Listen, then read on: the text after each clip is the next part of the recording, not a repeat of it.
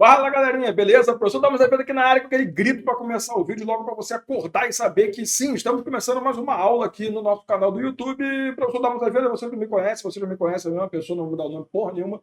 Se você não está inscrito, se inscreve no canal, compartilha, dá o like. Aquelas paradas que você já sabe, né?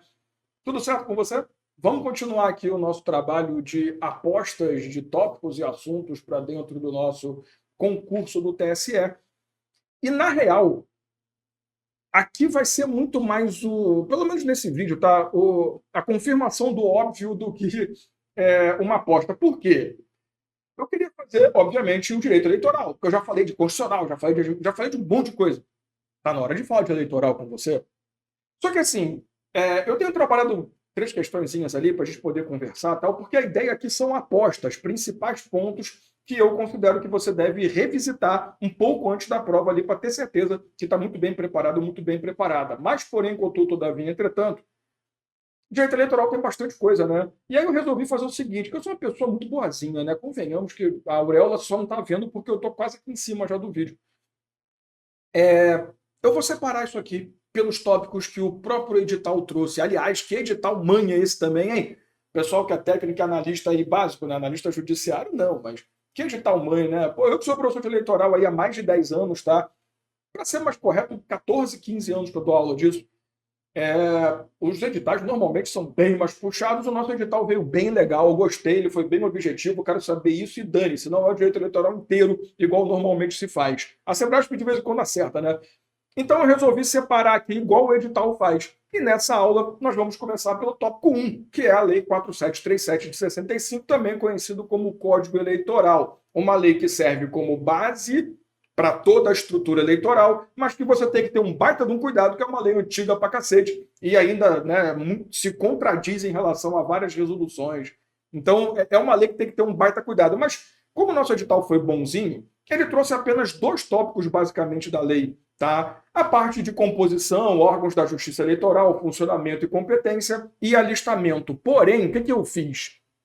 Como eu vou fazer um vídeo só da resolução 23659 de 2021, que é a resolução atual sobre alistamento, eu resolvi não colocar a questão de alistamento da 4737. Quando eu for fazer o vídeo, se tiver uma questão que precisar de sua observação, eu faço a comparação das leis, tá? Então eu resolvi separar e focar as questões dessa aula aqui só na questão de composição e competência, que para mim é uma questão garantida na prova.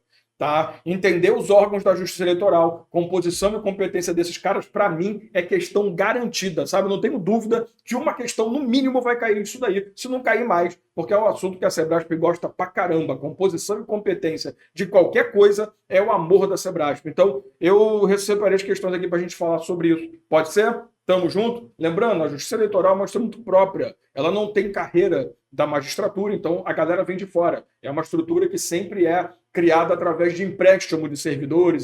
Servidores não, porque você está fazendo concurso para lá, mas de membros da composição da justiça, não digo da atividade administrativa em si. Tá? Então, por isso, quando você estuda composição, você tem que lembrar que a composição ela tem essa estrutura que traz gente de diversos setores. E aqui toma cuidado. Quando você for estudar a composição do TRE e do TSE, por favor, vá para a Constituição Federal. Porque se você olhar o Código Eleitoral, ele tem muita coisa desatualizada. Ele vai indicar ali membros do Tribunal Federal de Recursos, que não existe mais, que foi substituído pelos TRFs. Inclusive, esse pensamento já atrapalha, porque na composição do TSE, ele fala que vem gente desse tribunal, e hoje vem do STJ. Sabendo que o TFR foi substituído pelo TRF, você poderia marcar TRF no TSE e não, é STJ, pelo menos ali na votação. Lembrando que também tem votação secreta, tem indicação por designação do presidente da República, indicação de alguém. Por favor, estude com calma, tá? Eu não vou ficar detalhando cada um dos pontos aqui, porque, obviamente, é uma coisa que você tem que fazer antes de vir para cá. Gostou dessa? Lembre-se que eu estou aqui para dar uma revisão e mostrar principais tópicos. Tamo junto?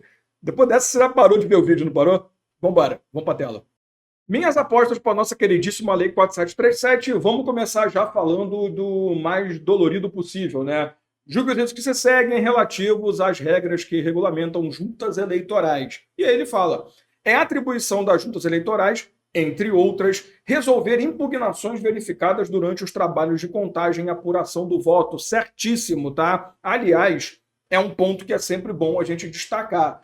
Competência você estuda no Código Eleitoral. Aliás, a própria junta e o juiz eleitoral, o código serve, tá? Só cuidado mesmo com TSE e TRE. Então, a partir do artigo 118 da Constituição, você vai olhando. Não se esqueça que na Justiça Eleitoral, no primeiro grau de jurisdição, na primeira instância, nós temos duas entidades, quer dizer, dois órgãos, né? Entidade, pessoa jurídica. Temos dois órgãos de constituição eleitoral, que são a Junta Eleitoral e o Juiz Eleitoral.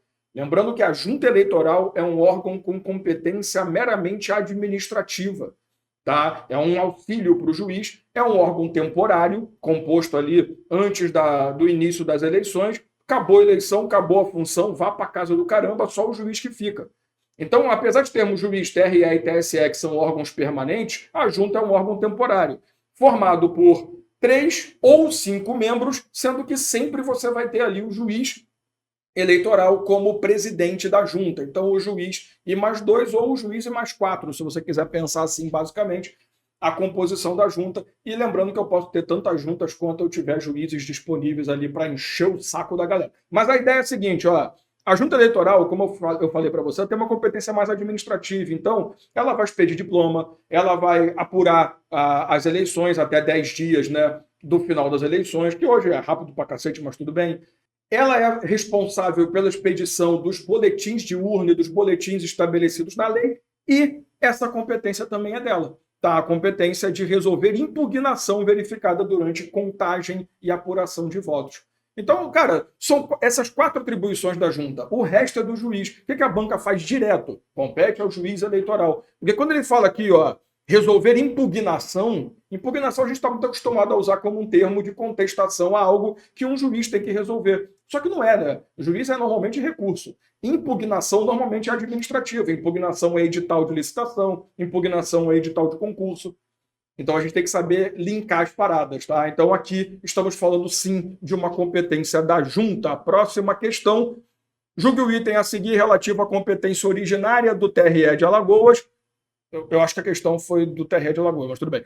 A arguição de suspeição de um dos membros do TRE é julgada originariamente por essa corte. Isso aqui é um ponto importante também, tá? Só lembrando, suspeição ou impedimento são apontamentos que eventual membro ou parte ali da justiça tem interesses escusos ou tem algum motivo para influenciar, para ser parcial na decisão. Então você afasta. Suspeição pode acontecer, impedimento é que está impedido pela própria lei de participação.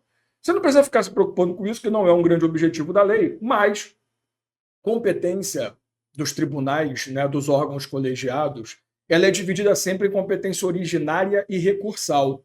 Então, eventualmente, uma decisão proferida por um juiz que vai ser revista no TRE é competência recursal, porque eu não posso propor direto no TRE.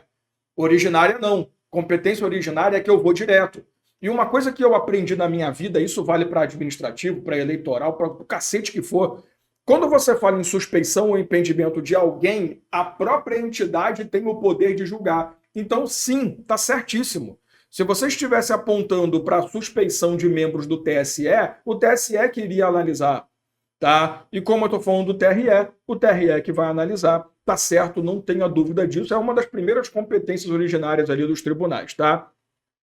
Julgo item relativo a, dane-se, o registro de candidatura para presidente da República é julgado originariamente por todos os TREs. Você imagina que loucura que seria, cara?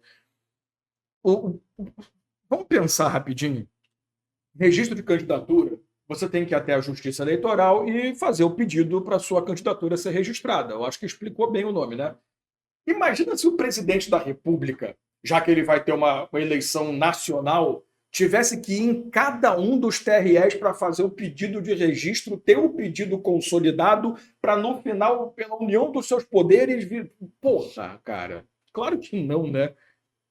Quando você fala em registro de candidatura do presidente da República e do seu vice, porque é chapa, estamos falando do TSE.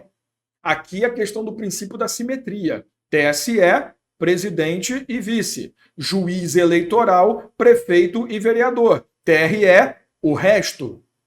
E aqui é tradicional para a prova, tá? Eu nunca devia te dar essa dica, não, mas tudo bem.